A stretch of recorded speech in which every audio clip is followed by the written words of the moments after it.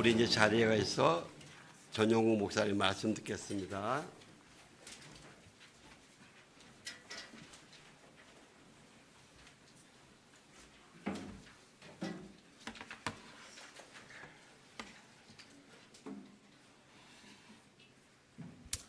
오늘 우리에게 주시는 하나님의 말씀 예레미야 38장 3절에서 4절 말씀, 간단한 2절 말씀이기 때문에 우리 한 목소리로 봉독해 올리도록 하겠습니다. 시작.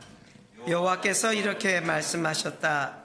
이 성읍이 반드시 바벨론 왕의 군대의 손에 넘어질 것이니 그가 이 성읍을 취할 것이다. 그러자 관료들이 왕에게 말했다.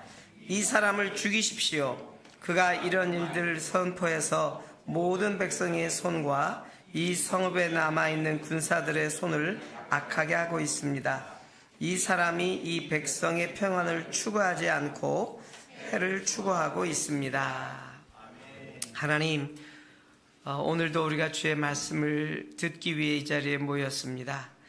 살아계신 성령님께서 우리 각 사람에게 말씀하여 주시고 우리가 꼭 듣고 또 하나님 앞에 변화되어지고 또 새 사람을 입을 수 있는 말씀들로 하나님 이 종에게와 우리 모든 성도들에게 말씀하여 주시옵소서. 예수님의 이름으로 기도합니다. 그래도 금요일 날마다 우리 함께 기도하고 예배했는데 우리 권사님 가족 계속 기도하도록 하겠습니다. 자, 요즘 날씨가 아주 이 폭염과 폭우를 오가면서 안타까운 이 피해들이 많이 일어나고 있습니다. 얼마 전 있었던 이야기인데요. 이 이야기가 SNS로 좀 알려지면서 우리 마음을 좀 따뜻하게 하는 그런 이야기입니다. 지난 7월 초에 스터디 카페를 운영하는 이 사장님이 집을 돌아가면서 깜빡하고 창문을 다 열어둔 거예요. 휴게실에 창문을 열어뒀습니다. 그런데 그 다음날 아침에 전혀 예기치 않은 비바람을 동반한 폭우가 엄청나게 쏟아지게 된 거예요. 그러니까 이제 이 사장님은 아침에 일어나서 출근을 하다 보니까 이 엄청난 밤새 내린 폭우로 인해서 이제 휴게실이 한강이 됐겠구나. 그리고 이제 책상이고 뭐고 난장판이 된 이 스터디 카페의 휴게실을 생각하면서 아주 착잡한 마음으로 이 스터디 카페를 오게 되었습니다. 그런데 문을 딱 여는 순간 깜짝 놀라게 되었어요. 왜냐하면 자기의 기대와 다르게 모든 창문은 잘 닫혀 있었고 그리고 책상들은 아무런 문제가 없다는 듯이 너무나 깨끗하게 되어져 있는 것이었습니다. 그래서 이 사장님이 도대체 이게 무슨 일이 일어났을까? 누가 이렇게 문을 닫고 책상을 정돈했을까 하고 이 CCTV 영상을 한번 돌려보게 된 것입니다. 그랬더니 그 CCTV에 보니까 근처에서 살면서 스터디 카페에 오는 여학생 2명이 공부를 하고 있다가 저녁 늦은 시간에 이 폭우가 쏟아지기 시작하니까 빨리 이 휴게실에 내려와서 창문들을 다 닫고 또 이 책상 위에 그 젖어 있는 물기들을 휴지를 꺼내 가지고 다 닦는 장면이 이렇게 보여진 거예요. 그래서 이 사실을 알게 된 사장님이 너무 고마워서 이제 그 조각 케이크를 좀 사가지고 그 2 여학생에게 고맙다고 인사를 하는 것이었습니다. 그러자 이제 이 여학생들이 말하는 게 당연한 일을 한 걸 가지고 뭘 그러시냐고 아주 겸손하게 반응을 보였다고 하는 그 따뜻한 이야기가 이 SNS에서 나타나게 된 겁니다. SNS에 올라간 글을 보고 많은 댓글이 달려 있는데요. 댓글의 대부분의 내용이 어떤 내용이었냐면 그래서 세상은 살만하다. 그래도 아직 우리가 사는 세상은 살만하다. 이런 댓글이 제일 많았다는 거예요. 많은 댓글이 올라온 중에도 그래도 이 세상은 살만하다. 요즘 우리가 사는 세상이 이런저런 일들로 마음 아프고 속상하고 힘든 것 같은 일들이 많이 들려옵니다. 하지만 저와 여러분이 살고 있는 이 세상은 지금도 살만한 가치가 있다. 이렇게 이야기하고 있습니다. 저는 이 미담을 들으면서 한편으로는 제 마음속에 이런 생각이 들었습니다. 우리는 절대로 혼자 살 수 없는 존재다. 그래서 이렇게 서로 도움을 주고받아야 우리가 이 땅에서 건강하게 살아갈 수 있는 존재다, 이런 생각을 하고 있는 것이죠. 우리 목사님께서 방금 우리 권사님 가정에 얘기했지만 떠나보낸 남편, 떠나보낸 가족들을 향해서 사실 교회가 함께 참여하고 또 함께 그 슬픔에 동참하는 이런 일들은 서로의 삶에 있는 연약함들을 주고받는 아름다운 일들이 아닌가 하는 생각이 들어집니다. 사실 우리가 살다 보면은요, 내가 어떤 어려운 문제나 꼭 필요해서 누군가 도움을 청할 때가 있어요. 나는 너무 간절해서 도움을 필요로 요청하지만 사실 내가 도움을 구한다고 누구나 나에게 도움을 주는 건 아닙니다. 여러분도 아마 그런 경험이 많지 않을까 싶어요. 그 라디오에 우리가 어떤 시청자로 사연을 보내게 되면 아무 사연이나 이게 뽑혀지지 않습니다.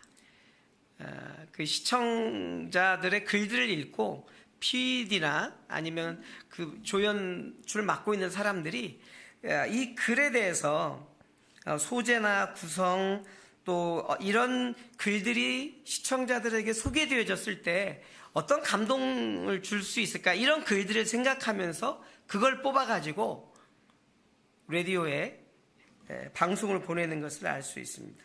상품도 주고 그렇게 하죠. 도움을 구한다고 무조건 도움을 주지 않는다는 것입니다. 도움을 줄 상대가 이거는 도와줘야겠다 그러면서 도움을 받을 만한 사람의 마음이 느껴질 때 그때서야 도와줄 마음이 생긴다라고 하는 것입니다. 여러분, 하나님도 마찬가지라고 하는 것입니다. 사실 우리의 신앙 대부분의 삶이 하나님 앞에 우리가 도움을 구할 때가 많지 않습니까?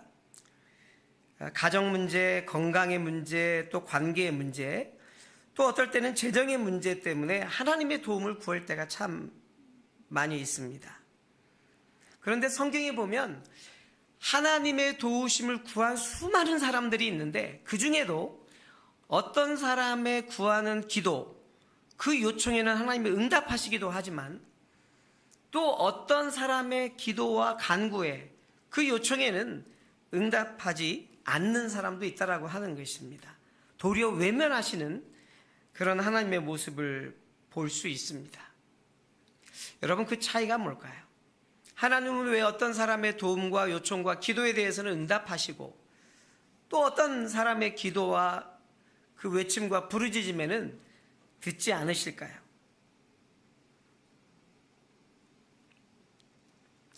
우리가 오늘 함께 좀 저와 이 본문 말씀을 가지고 알고 싶은 것은 뭐냐면 우리가 정말 하나님 앞에서 도움을 필요로 할 때, 도움을 구해야 될 때 어떤 마음과 자세로 하나님 앞에 도움을 구해야 될까?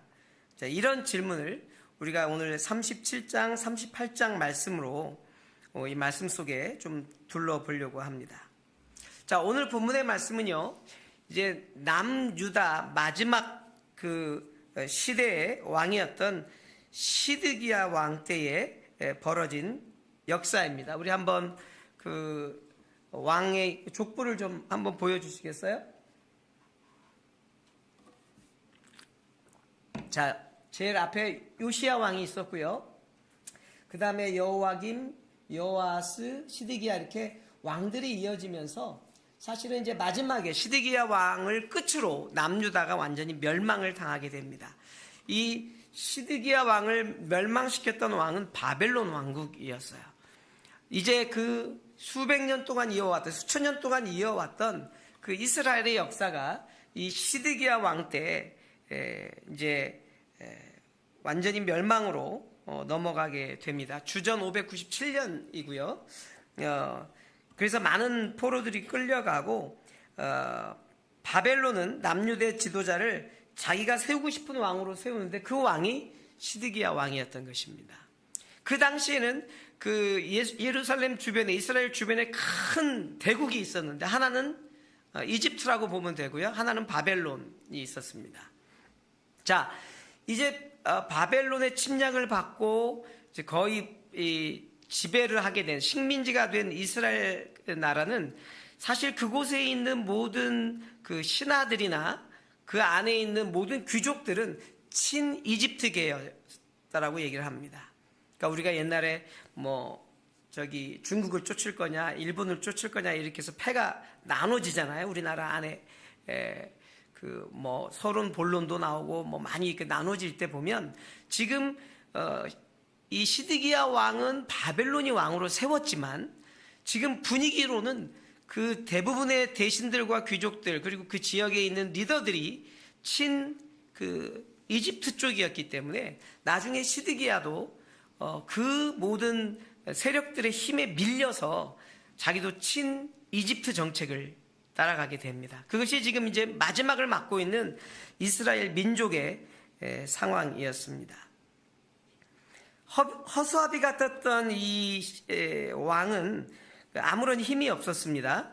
정치적인 많은 실권자 신하들이 친 이집트파가 많았기 때문에 왕을 뒤에서 정치적으로 그렇게 조정하게 되니까 왕도 어쩔 수 없이 이집트를 선택한 것이었습니다. 자, 이렇게 이제 왕 시드기야가 친 이집트로 바뀔 때 이 바벨론에 아주 대표적인 선지자가 있었습니다. 누구였을까요? 눈물의 선지자. 예레미야.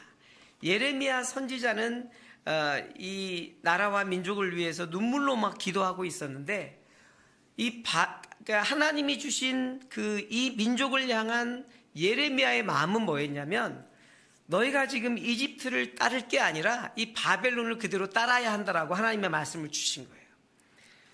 어떻게 보면 지금 우리가 이 바벨론의 침공을 받고 식민지가 되어지고 우리가 지금 이런 압제 가운데 있는 이유가 있다고 하면, 너희들이 하나님을 떠나고 하나님을 배반하고 그리고 너희가 악행을 함으로 말미암아 이 하나님이 바벨론을 통해서 깨닫고 돌이키고 교훈을 주기 위해서 그 상황을 만들었다라고 예레미야는 확실하게 알고 있었다라고 하는 것입니다.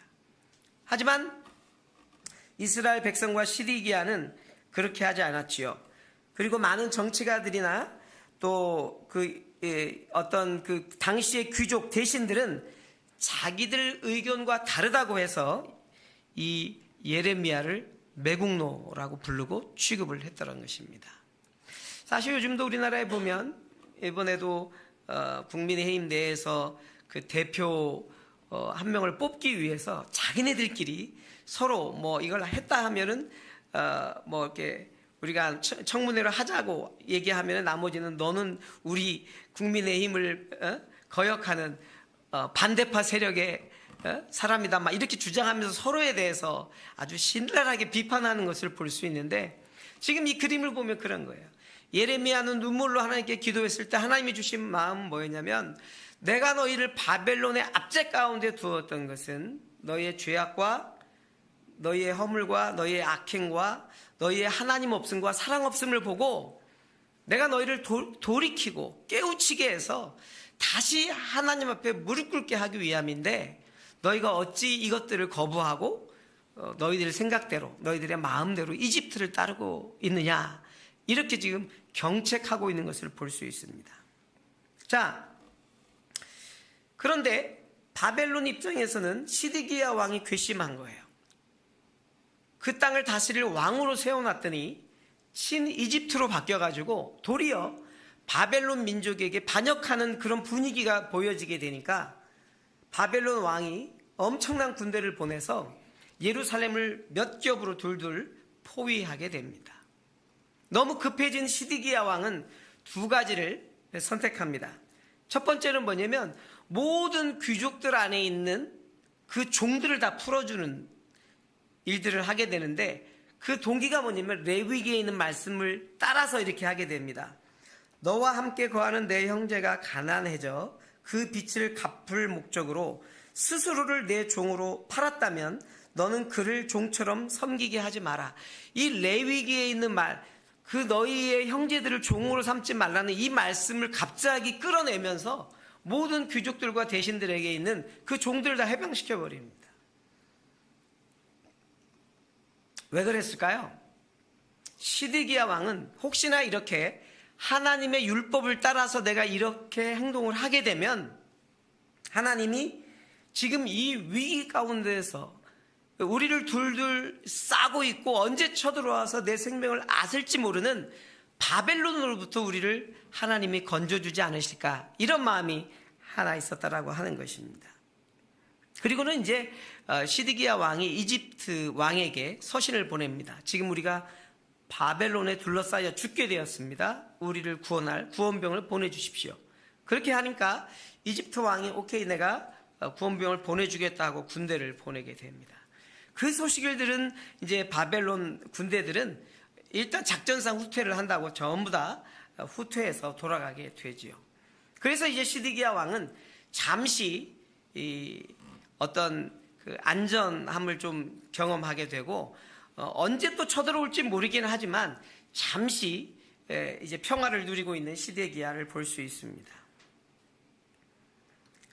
자, 이제는 왕이 이 상황을 딱 끝내자마자 한 가지 일을 하는 것입니다. 그 얘기는 뭐냐면 예레미야에게 사람을 보내서 예레미야에게 이야기하는 것입니다. 하나님께 기도해달라. 너가 하나님의 마음에 합한 하나님의 종인 것을 내가 알기 때문에 너가 하나님께 기도해서 다시는 우리가 이러한 위기와 또 어떤 목숨을 위협받는 이런 일이 없도록 하나님이 이 바벨론을 완전히 멸망시킬 수 있도록 그렇게 기도해달라고 하는 것입니다. 시드기야 왕은요, 어떤 걸 떠올렸냐면 시드기야 왕 자기로부터 120년 전의 사건을 떠올린 것입니다. 당시 어떤 일이 있었냐고 하면 히스기야 왕 때 일입니다. 그때는 히스기야 왕이 아수르 제국이 18만 5천 명의 대군이 이 예루살렘을 둘둘 몇 기업으로 에워쌌던 적이 있었습니다. 그때 히스기야 왕이 완전히 자복하고 회개하고 엎드려서 이사야 선지자에게 도움을 요청합니다. 하나님에게 기도해 주십시오. 우리를 살려달라고, 우리의 악행을 용서하시고 이 민족을 건져주십사라고 기도해달라고 얘기합니다. 그때 선지자 이사야가 하나님께 기도하기 시작합니다. 하나님의 놀라운 역사로 정말 이스라엘 군대는 전혀 피해를 입지 않은 상태에서 18만 5천 명이 완전히 전멸하는 사건을 경험하게 되죠. 시드기야 왕은 그걸 기억한 거예요. 그러니까 120년 지난 지금 예레미야 선지자를 통해서 이사야처럼 하나님께 간구해 주십시오. 지금 이 어려운 상황에, 이 지금 나라가 멸망할 만한 이 위기의 순간에 하나님께 기도해서 이 민족을 지켜주십시오. 이렇게 기도를 부탁하고 있는 것입니다. 그런데 예레미야가 하나님께 기도하고 돌아옵니다. 그리고 시드기야에게 이런 답을 주십니다. 그게 8절 9절에 나오는 말씀입니다. 8절 9절 한번 띄워주세요. 다 같이 읽습니다. 시작. 갈대아 사람들이 들어와 이 성읍을 공격해서 취하고 불로 태울 것이다. 여호와가 이렇게 말한다. 갈대아 사람들이 반드시 우리에게서 떠날 것이다 라고 말하며 너희 자신을 속이지 말라. 그들은 떠나지 않을 것이다. 이 갈대아 사람이 바벨론 군대들인 것이죠. 이 갈대아 사람들이 들어와서 불질러 버리고 너희 다 죽일 것이다. 이렇게 예레미야는 예언을 하는 것입니다.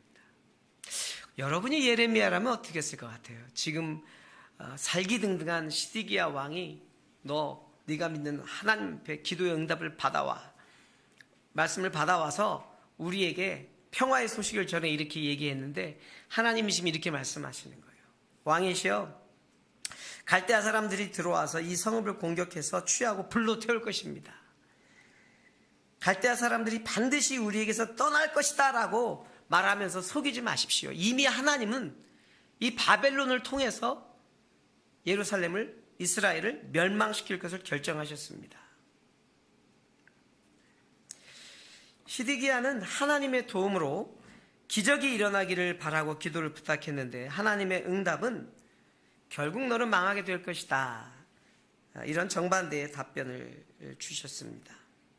자, 120년 전에 히스기야의 기도와 부르짖음은 들어주셨고 오늘 120년 지난 시드기야의 왕의 기도는 왜 하나님이 응답하지 않으셨을까요? 왜 우리 성도님들의 여러 삶 속에 보면 어느 분의 기도는 하나님이 들어주시고 응답해 주시는데 어떤 사람의 기도는 전혀 응답받지 못하고 여전히 항상 갈급하고 답답한 마음으로 믿음 생활을 해야 되는 것일까요? 오늘 이 말씀에 우리가 좀 약간 이 두 영역들을 좀 바라보면서 좀 다시 한번 우리를 좀 돌아보았으면 좋겠다는 마음이 있습니다. 먼저 히스기야 왕은요 120년 전에 하나님 앞에 나갈 때 그의 마음의 태도, 믿음의 태도는 무엇이냐면 철저하게 자기를 낮추는 것이었어요. 그리고 하나님 앞에 전심의 마음으로 하나님을 찾고 하나님께 진심을 보입니다. 그리고 모든 백성과 함께하는 모든 대신들에게도 동일하게 전심과 진심으로 하나님 앞에 엎드리라고 하는 것을 공표하고 함께 갑니다. 함께. 그런데 시드기야는 어떻습니까? 이제까지는 자기는 계속해서 하나님을 무시했던 사람이에요. 하나님이 없어도 나는 전혀 문제 없다고 생각하고 모든 죄악과 악행을 일삼았던 마음이 너무 높아져 있던 이 시드기야였던 것을 볼 수 있습니다. 하지만 그는 마음의 한켠에는 어떤 것이냐면 내가 레위기에 나와 있던 것처럼 종들을 다 풀어주면 하나님이 나를 도와주시겠지. 내가 하나님이 기뻐하고 착한 일을 하고 하나님이 원하는 일을 내가 지금 하면 하나님이 응답해 주시겠지. 이런 얕은 마음으로 하나님의 환심을 찾으려고 이렇게 나갔던 것을 볼 수 있습니다. 오늘 설교 제목이 진심이냐 환심이냐 얘기했죠. 히스기야 왕은 진심으로 하나님 앞에 나갔다는 것이에요.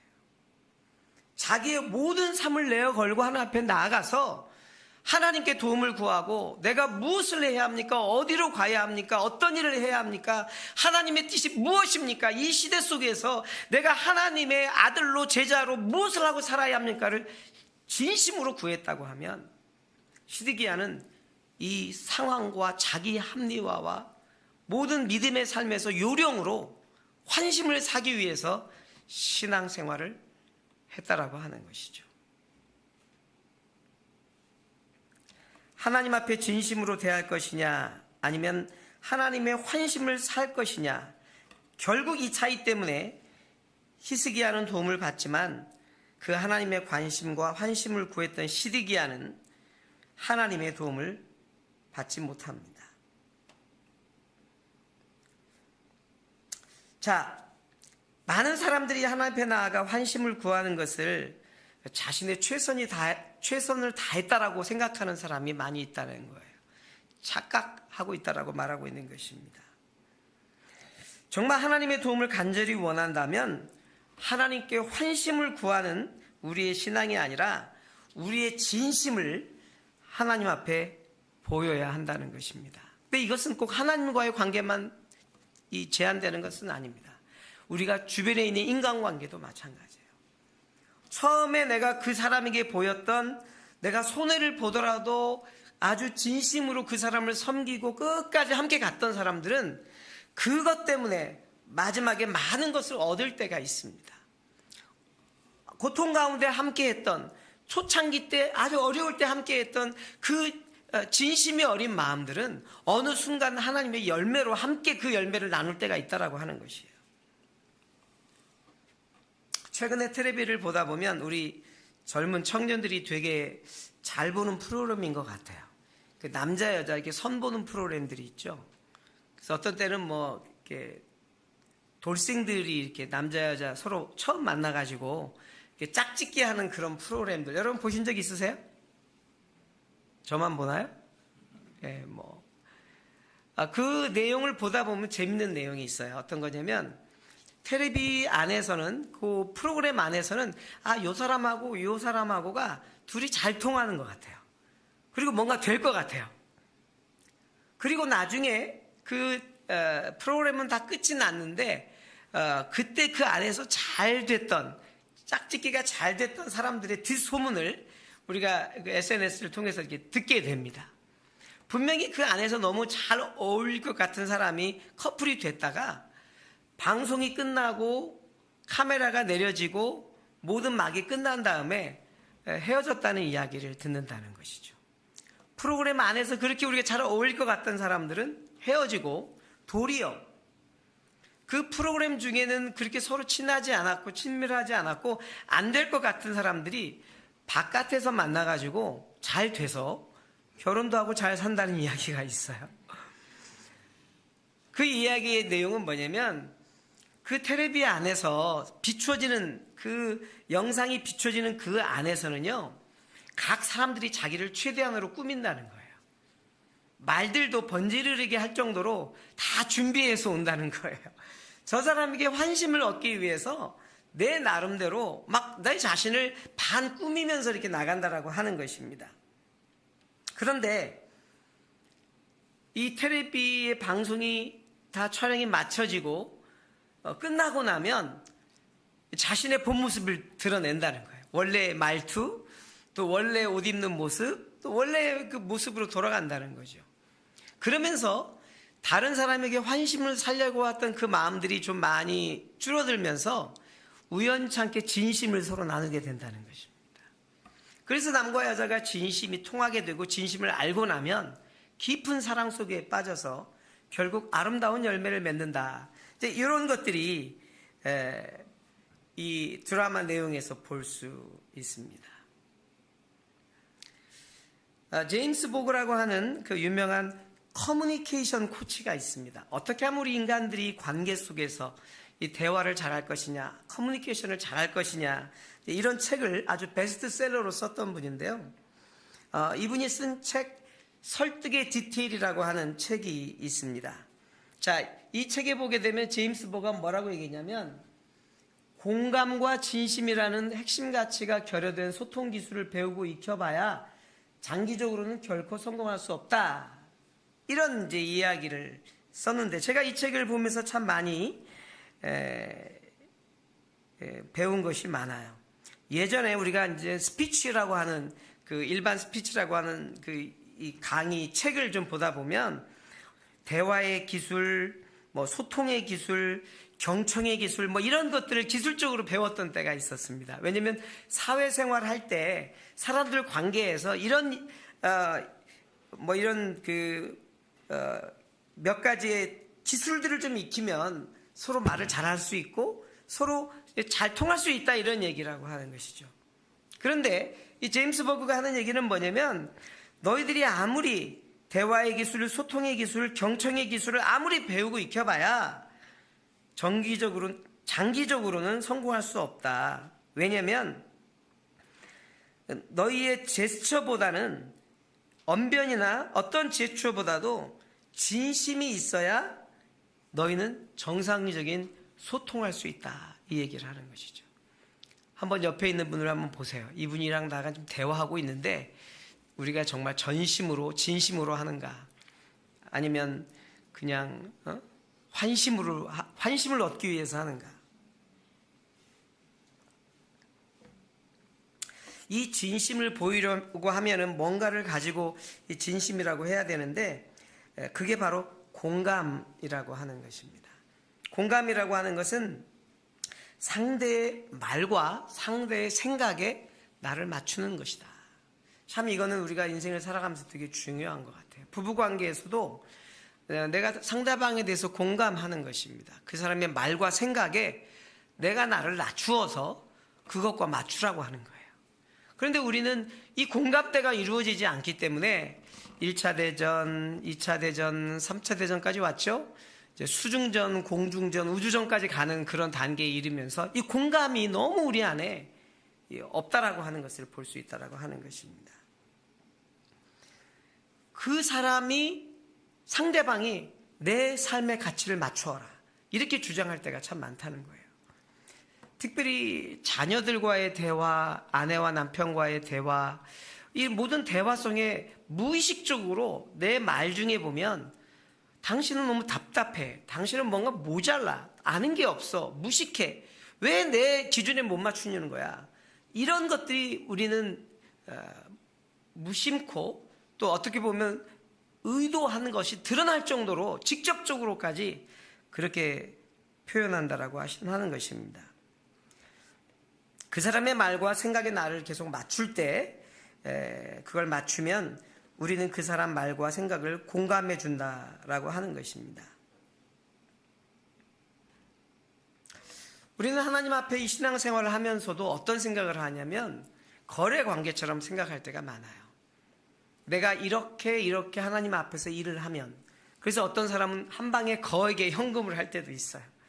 자기가 뭔가 필요하고 급할 때는 안 하던 교회 봉사를 한답시고 청소하고 교회 와서 막 열심히 주차 봉사하는 분들도 있습니다. 어떻게 보면 자기의 생각을 하나님에게 그 정도로 맞추어서 내가 이렇게 하면은 하나님께서 나에게 복을 주실 것이야, 내 기도에 응답하시고 내 소원을 들어주실 것이야 라고 하는 그런 아주 1차원적인 생각을 하는 분들이 있다는 거죠. 제가 볼 때는 우리 교회는 없을 것 같아요. 최소한 그 정도 수준들은 아니기 때문에 충분히 그 정도는 아닐 거라고 생각을 합니다. 그런 것 가지고는 하나님이 움직이지 않습니다. 어떻게 보면 하나님께서 우리에게 원하시는 건요, 진심이냐, 내 고백이 진심이냐, 너의 기도가 진심이냐, 너의 눈물이 진심이냐, 너의 찬양이 진심이냐, 그걸 보신다는 거예요. 진심 없이 아무리 수많은 예배를 드려도 그건 의미가 없다. 한 번의 진심을 가지고 나를 만나주지 않겠니? 네가 그냥 형식적으로 억지로 드리는 헌금, 그건 나 필요하지 않다. 온 우주가 내 것이다. 하지만 네 마음의 진심으로 너의 모든 것이라고 생각하는 마음으로 한 번 드리는 그 물질이 내가 기뻐하는 것이다. 하나님은 우리에게 이런 진심을 요구한다는 거예요. 그 진심을 다른 말로 얘기하면 주도권이라고도 볼 수 있습니다. 내 삶의 주도권을 하나님께 날마다 드리는 훈련을 하고 있다고 하는 것이죠. 근데 저는 이 날마다 하나님께 주권을 드리는 훈련은 또 직설적으로 다른 말로 표현하면 날마다 하나님의 말씀을 묵상하고 그 말씀을 따라가는 삶이라는 거예요. 데일리 라이프가, 날마다의 삶이 하나님의 말씀을 내 삶 속에 두고 있느냐, 그 말씀을 듣고 그래서 내 삶에 결정할 때, 또 내가 누구를 만날 때, 어떤 일을 할 때마다 구별하고 분별할 수 있느냐. 바로 그때 하나님께서는 오늘 성경의 히스기야처럼 우리 삶에 개입하시고 우리를 도와주실 줄 믿습니다. 진심을 보이는 또 다른 한 가지의 방법이 있는데요, 신앙 안에서 우리가 이것을 한 단어로 말한다고 하면 회개라고도 말할 수 있습니다. 회개라는 것이 단순히 내 잘못을 고백하고 용서해달라고 외치는 회개가 아니라 하나님 앞에 더 철저히 낮추고 하나님께 나를 맞추는 것입니다. 내가 내 뜻대로 살고 내 고집대로 살면 내 삶을 어느 날 하나님께 맞추고 하나님과 하나님의 계획과 하나님의 말씀에 나를 이렇게 맞추어지도록 훈련해서 사는 것, 철저히 그분의 생각과 그분의 뜻에 점점 나를 맞추고 가던 걸음을 멈추고 하나님과 보폭을 맞추는 것, 그게 회개라고 말하고 있는 분이 있습니다. 저는요, 그냥 우리의 삶에서 어떻게 보면 단순히 죄를 회개하고 잘못했어요 하나님, 내가 오늘도 이러이러한 죄를 저질렀어요, 용서해 주세요, 이런 단순한 회개의 범주를 벗어나서 어찌 보면 내가 하나님과 함께 걷는 이 동행의 삶에서 하나님보다 앞서지 않는 것, 하나님은 아직까지 나보다 뒤에 계시는데 하나님보다 훨씬 앞서가서 내가 무엇인가 일을 벌리고 있다라고 하는 거예요. 하나님의 열심이라고 하는 책에 보면 그런 내용이 나오죠. 주님은 저 멀리 계시는데 내가 먼저 앞에 다니면서 내 삶에 많은 일을 벌리면서 예수님, 하나님 이거 뒤치다거리 해주세요, 내가 이렇게 벌려놨으니까 책임지세요, 이렇게 강짜 부리는 성도들이 많이 있다는 것이에요. 사실 그것은 하나님을 정말 동행하는 삶이 아니라 하나님을 이용하는 삶밖에 되지 않는다라고 하는 것입니다. 진정한 기독교의 모습은 그분 앞에 진심으로 엎드림 속에서 하나님의 기적, 도움, 그것이 존재한다라고 하는 것입니다. 진심이 없으면 그냥 악어의 눈물처럼 흘리는 눈물이 될 수도 없고요. 진심이 없는데 아무리 많은 횟수의 예배를 드린다고 해도 거기에 하나님의 참된 현존, 임재, 현현이 일어날 수 없습니다. 진심이 없는 시간들은 하나님 앞에 온전한 헌신이라고도 말할 수 없다라고 하는 것이죠. 다시 한번 우리 단 한 번의 예배일지라도 단 한 번의 아버지를 찾는다 할지라도 저와 여러분의 마음속에 진심이 함께 묻어있는 그런 예배를 드릴 수 있기를 주님의 이름으로 축원합니다. 제가 예전에 알았던 분이에요. 아주 오래 알았던 분인데 스마트팜, 여러분 스마트팜이 뭔지 아세요? 그러니까 요즘 이제 ICT 그래가지고 농사를 짓는데 이제 모든 것을 아주 요즘은 AI도 같이 참여를 합니다. 그러니까 ICT, 그러니까 지능형 인터넷 모든 시스템을 활용해서 농사를 짓는 거예요. 이 농사를 짓게 되면 신공법인데 지금 짓는 농사의 40배 이상 수확량을 더 늘릴 수 있습니다. 이분이 집사님 때 일이었었어요. 좀 멀리 지방에서 이제 오랫동안 농사를 지어오면서 이분이 이제 여러 정보를 접했을 때, 이 스마트팜, 어떻게 보면 물의 온도도 적당하고, 실내 온도도 적당하고, 물도 필요하면 자동으로 뿌려지고, 모든 거를 그냥 자기는 앉아서 물도 주고, 약도 주고, 모든 걸 다 하는 이런 스마트팜을 오랫동안 연구를 해서 이분이 이제 농사를 짓기 시작한 것입니다. 엄청난 웅대한 꿈을 가지고 농사를 짓기 시작했어요. 처음 농사를 지을 때 자기 자본이 없었기 때문에 은행으로부터 대출을 좀 받았습니다. 그래서 이제 이쪽에다가는 고추 농사, 이쪽에는 뭐 담배 농사, 이쪽에는 과수원, 그리고 이쪽에는 뭐 요즘 이제 다양하게 이제 농사를 한 15가지 이상을 쫙, 땅을 빌리고 그 시스템을 만들고 비닐하우스를 만들고 해서 투자를 해놓은 것이었습니다. 그런데 이분이 그 농사를 짓고 이제 조금 있으면 수확 거두어서 나도 이제 더 크게 확장을 해야 될 거다 그랬는데 그 해에 이번 해처럼 엄청난 폭우가 쏟아진 거예요. 거의 우리나라에서 뭐 몇백 년 만에 한 번 있을까 말까한 폭우가 쏟아지면서 그분이 그 농사를 짓던 옆에 강둑 저수지가 터지고 강둑이 터지면서 완전히 잠겨버린 거예요. 이번에도 그런 일이 있죠. 우리 집사님 한 분도 그렇게 해서 뭐 보험, 이렇게 우리 농작물 보험 같은 거 확인해주고 그랬는데 예전에는 그런 게 없었습니다.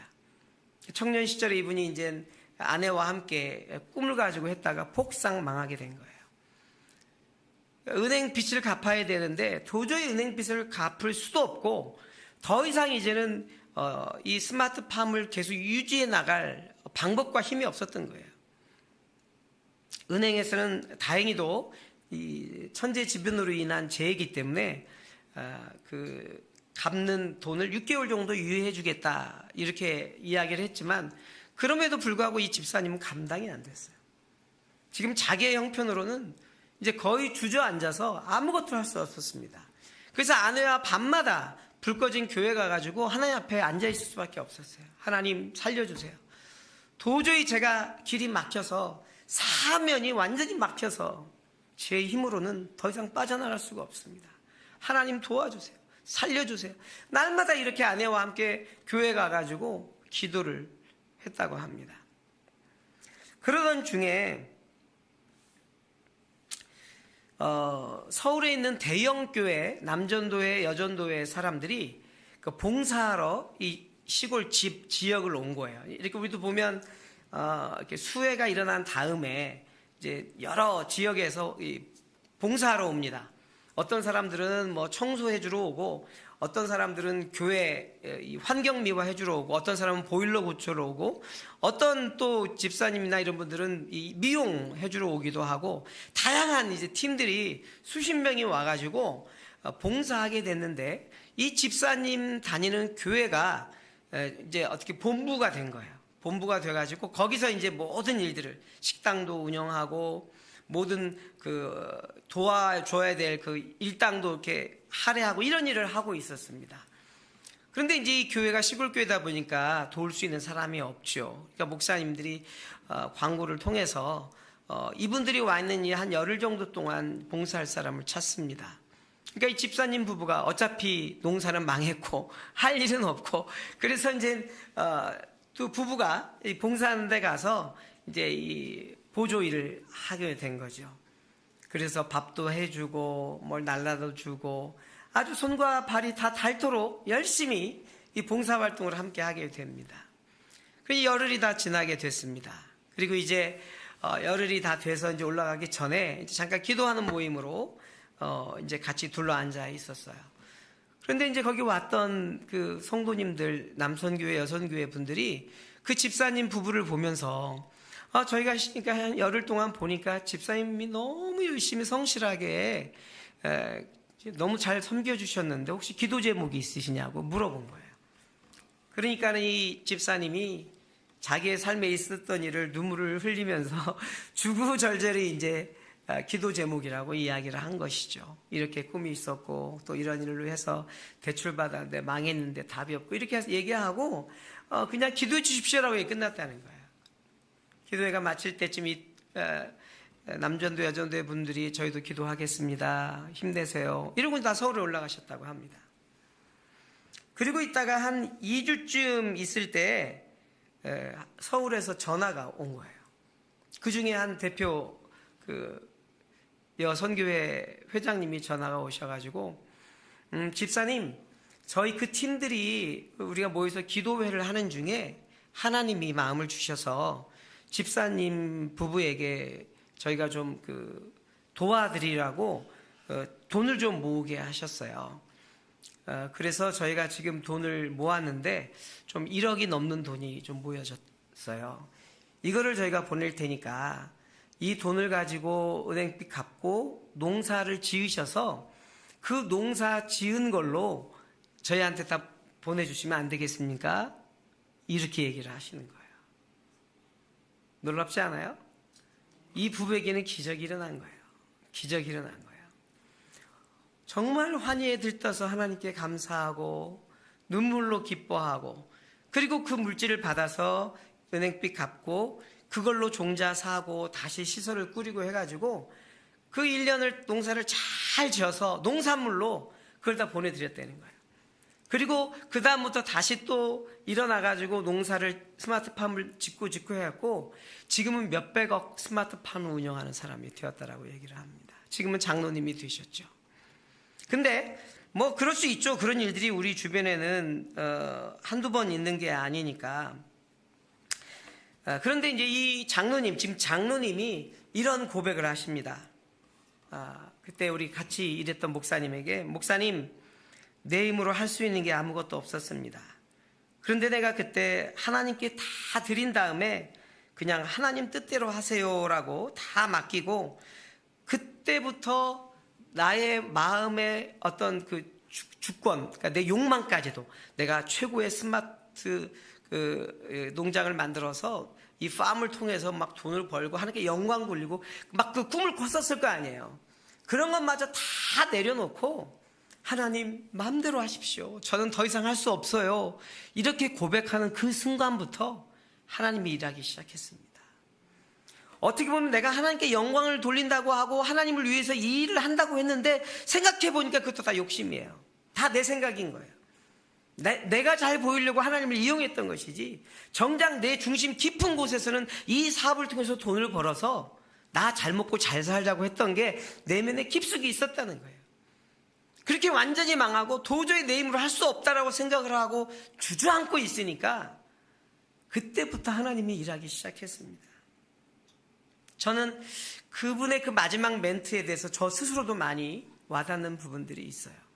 얼마나 많은 순간 사역을 하거나 하나님의 일을 하면서 하나님을 핑계를 대거나 하나님을 위해서 무엇인다고 했지 않아요?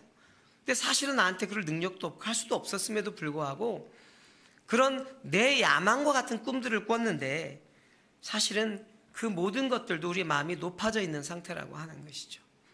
나를 철저하게 낮췄을 때 하나님은 우리 안에서 일하셨던 것을 볼 수 있습니다. 하나님께 환심이나 살려고 우리 믿음 생활하는 그런 어떤 알량한 모습을 보이지 말고 하나님 앞에 나를 더 철저히 깨트리고 낮추고 회개하는 사람이 돼서 내 진심을 하나님 앞에 드릴 수 있을 때 그때 하나님은 우리 안에서 일하신다라고 하는 것입니다. 다시 본문으로 돌아갑니다. 좀 잃어버리지 않았으면 좋겠는데 예레미야가 왕 앞에서 하나님의 말씀하신 걸 정직하게 얘기했습니다. 그 얘기를 들었던 모든 귀족들과 대신들은 이제 아주 흥분하기 시작합니다. 그래서 예레미야에 대해서 독을 품기 시작하죠. 왜 그렇습니까? 자기네들 대다수는 그것이 하나님의 뜻이라고 생각해서 예레미야에게 하나님의 뜻을 알아서 오라고 얘기했는데 예레미야 소수인 이 한 명은 하나님의 뜻이라고 얘기하고 그들을 받아들이지 않는 것입니다. 그들의 생각에 동조하지 않는 것입니다. 그들의 마음을 뺏기지 않는 것입니다. 어떻게 보면 예레미야는 왕이 듣고 싶은 대답을 해주지 못했습니다. 그래서 미움을 삼지요. 어느 날 예레미야가 볼일을 보려고 예루살렘 성문을 나가려고 하는데 반대파 귀족들이 예레미야를 붙잡습니다. 그리고는 이야기하죠. 너 지금 바벨론 사람들에게 우리 성 안에 있는 정보를 주려고 하는 것이지 억지를 씁니다. 그리고는 이 예레미야를 붙잡아서 어느 한 사람 집에 가두어 두고 아주 악하게 음식도 안 주고 물도 안 주고 아주 고통스럽게 하게 됩니다. 어찌어찌해서 예레미야는 그 시디기야 왕의 감옥으로 도망쳐 옵니다. 하지만 거기도 마찬가지죠. 거기에 따라왔던 그 귀족들과 대다수의 또 그 당시에 힘 있었던 사람들은 예레미야를 우물 감옥에다 감추게 됩니다. 갇히게 합니다. 예루살렘은 건기와 우기가 뚜렷합니다.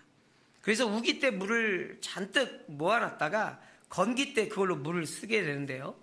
집집마다 우물들이 있기 때문에 막 수백 개가 있다고 해요. 물론 이제 큰 그 예루살렘 주변에 흐르는 강도 있지만 어떤 우물은 한 8m 깊이로 물이 이렇게 가둬둔다고 합니다. 그런데 건기 때 거의 이제 말기 건기 때 되면은 그 밑에 물은 없고 진흙만 있다는 거예요. 그런데 거기에 예레미야를 줄을 묶어서 떨어뜨려 버린 거죠. 물도 없습니다. 그리고 음식도 주지 않으면서 계속해서 어떤 고문을 하고 있는 거죠. 그러면 이제 이 방백들 생각에는 예레미야가 손을 들고 자기네들이 원하는 대로 하나님의 뜻을 구해서 이야기하지 않을까 얘기했는데 예레미야는 조금도 두려워하지 않고 하나님을 두려워하라고 이 바벨론에게 행복하는 것, 바벨론을 따라가는 것이 하나님의 뜻이라고 주장하게 됩니다. 최대의 위기를 맞았던 예레미야지만 정말 예레미야는 하나님의 그 말씀 앞에는 굽히지 않았습니다. 철저하게 굽히지 않았어요. 아무도 그의 편을 드는 사람이 없었습니다. 근데 성경 38장에 보게 되면은요, 한 사람이 나와요. 한 사람이 나오는데 아무도 그 예레미야를 도와주지 않는 그때에 예레미야를 돕는 한 사람이 있어요. 그 왕궁에서 가장 힘없는 위치에 있는 그 내시였던 사람인데요. 이 내시는 하물며 이디오피아 사람이에요. 흑인이었던 사람입니다. 헤데멜렉이라고 하는 내시인데 아프리카에서 온 이 내시는 왕 앞에 나갑니다. 담대하게 시드기야 왕 앞에 나갑니다. 그리고 왕에게 이야기합니다. 왕이여, 지금 우리는 잘못하고 있는 것입니다. 예레미야가 누굽니까? 하나님의 선지자가 아닙니까? 그가 잘못한 것이 무엇이길래 저렇게 거의 죽음 앞에 갈 정도로 먹을 걸 주지 않고 물을 주지 않아서 아사 상태에 있게 합니까? 이거는 하나님 앞에서 엄청난 그 죄악을 범하는 것입니다. 사실 먼 나라에서 온 이방인이에요. 이 사람은 이렇게 얘기해봐야 자기에게 이익될 게 하나도 없어요. 예레미야는 아무것도 갖고 있지 않은 사람이에요. 그런데 이 내시에게는 하나님이 있었어요. 그 마음에. 하나님의 사람들은 이 다수가 말하는 것들을 이것을 진리라고 말하지 않는다는 거예요. 하나님이 말씀하시는 그 한 사람 그 의견, 한 사람의 주장, 그리고 하나님의 말씀이라고 하면 이렇게 목숨을 내어놓고 하나님 앞에 나갔다라고 하는 것입니다. 제가 오늘 만든 것 중에 그 다수하고 소수라고 하는 그 있죠? 우리는 이 다수결이라고 하는 민주주의의 사고 속에서 이 최고의 의사 결정을 우리가 따르고 있는 것을 볼 수 있습니다. 그래서 지금 뭐 국회에서도 다수당인 민주당하고 아주 소수당인 이 당 때문에 얼마나 많은 전쟁을 벌이는지 몰라요. 법이 바뀝니다. 그리고 아주 중요한 대통령을 탄핵할 것이냐 말 것이냐까지도 다 나눠져요. 그런데 이 민주주의는 다수결의 원칙이라고 하는 것이 아주 의사결정 방식으로 좀 일반화되어 있다고 하는 것이에요. 여러분은 그것이 하나님의 뜻에 맞는 것이라고 생각하십니까? 그래서 여러분이 여러분의 삶에 어떤 의문이 생기거나 질문이 있었을 때 어떤 인터넷 사이트에 들어가서 사람들의 의견을 물어본다거나 내 삶에 어떤 문제가 생겼을 때 다른 사람들은 이 문제를 어떻게 해결하지 하면서 거기서 찾아보고 많은 사람들이 이야기를 듣고 거기서 결정하십니까? 재밌는 거는요, 우리가 학교에서 시험을 봅니다. 그리고 시험을 본 다음에 나와가지고는 답안지를 맞추면서 야 이건 1번이야 1번, 아니야 이건 3번이야 그러면서 많은 친구들이 봐봐 여기 10명이 3번이고 너네 1번이잖아 3명이, 그러면 틀린 거야. 그게 맞습니까? 유일한 답은 어디에 있을까요? 답은 선생님에게 있어요.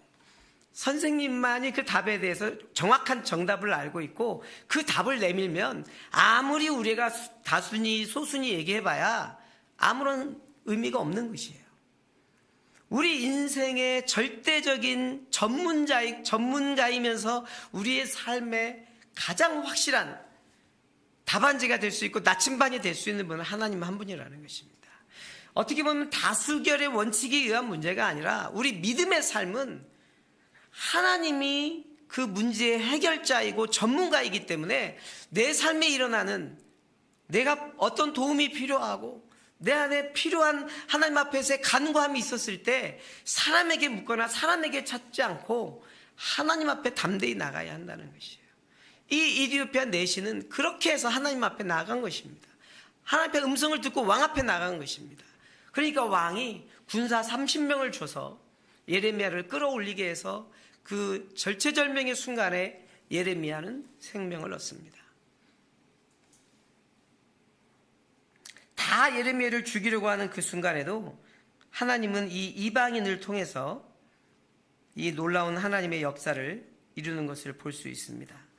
그럼 제가 이 39절에 이 내시였던 에벳 멜렉에게 하나님이 어떻게 하시는지를 보게 됩니다.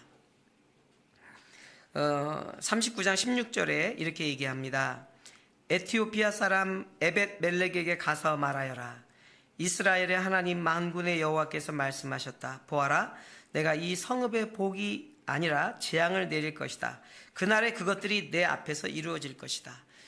이제 바벨론 군대들이 완전히 이스라엘을 점령해서 시디기야 왕부터 모든 귀족들을 다 죽여버립니다.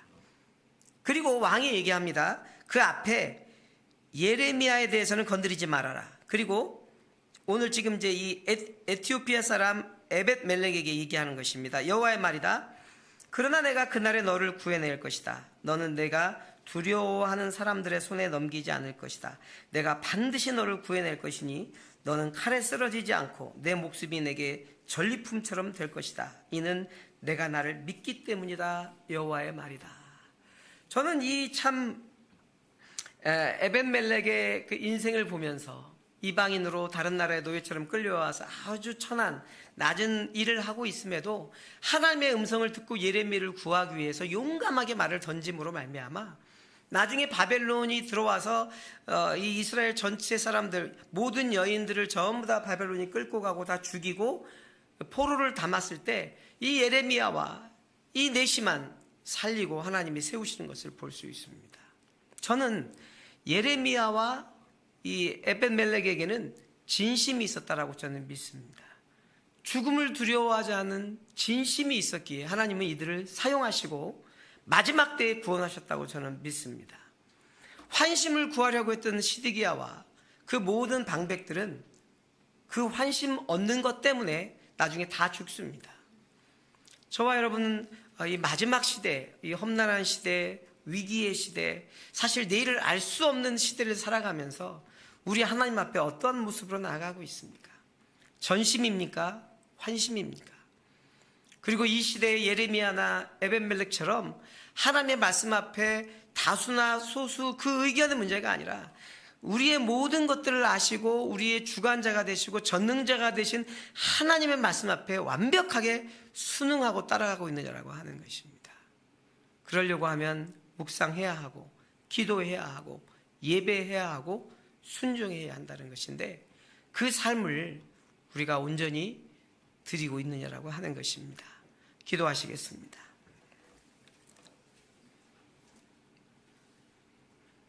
다시 한번 여러분의 삶을 좀 돌이켜 보십시다. 우리의 이 험난한 세대 속에 어찌 보면 지금 오늘 우리가 살아가고 있지만 이 시대도 예레미야 시대처럼 그런 눈물이 있고 나라와 민족 때문에 또 주변에 들리는 흉흉한 소문 때문에 또 가난하고 헐벗고 굶주린 사람들의 눈물 때문에 우리가 이 나라 이 민족을 바라보면서도 눈물을 흘리며 기도해야 될 때가 아닌지요. 하나님이 우리에게 말씀하시는 것들이 있습니다. 그 음성들을 듣고 오늘 하루하루를 살아내고 있습니까? 아니면 하나님과 전혀 관계없는 유기를 살다가 한날 주님 앞에 와서 이때 하나님의 목소리를 들으려 하고 하나님의 뜻을 찾으려 하고 그리고 내게 기도할 제목에 대해서 응답해달라고 채근거리고 보채고 경우에 따라서는 협박하고 혹시 그렇게 신앙생활을 하고 있지 않습니까? 하나님은 그렇게 정말 그 낮은 수준에 있는 분이 아니시죠. 우리의 내면의 모든 것들을 아시지 않습니까?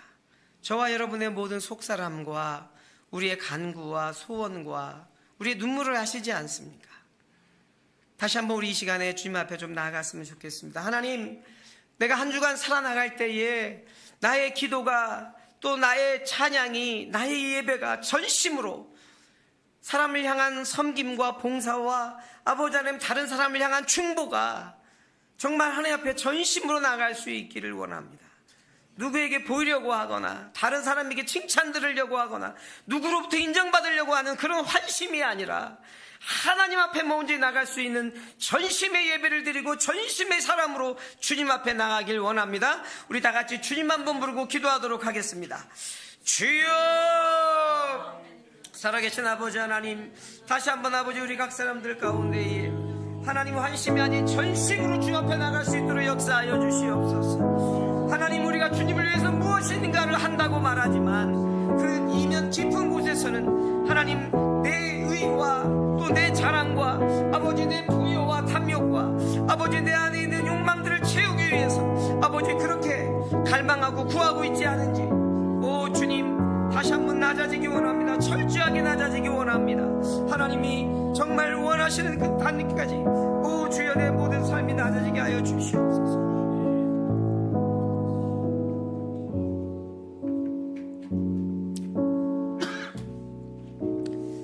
하나님, 다시 한번 우리를 교회로 불러주셔서 고맙습니다. 교회가 있기에 나의 연약한 신앙이 여러 형제들과 함께 불이 지피우듯이 그 어려운 환경에서도 타오를 수 있고 위기의 순간에도 힘을 얻을 수 있습니다. 다시 한번 이 교회 안에 하나님의 은혜가, 하나님의 위로가 날마다 풍성케 하여 주시옵소서. 예수님의 이름으로 기도합니다. 일어나서 우리 봉헌 찬양합니다.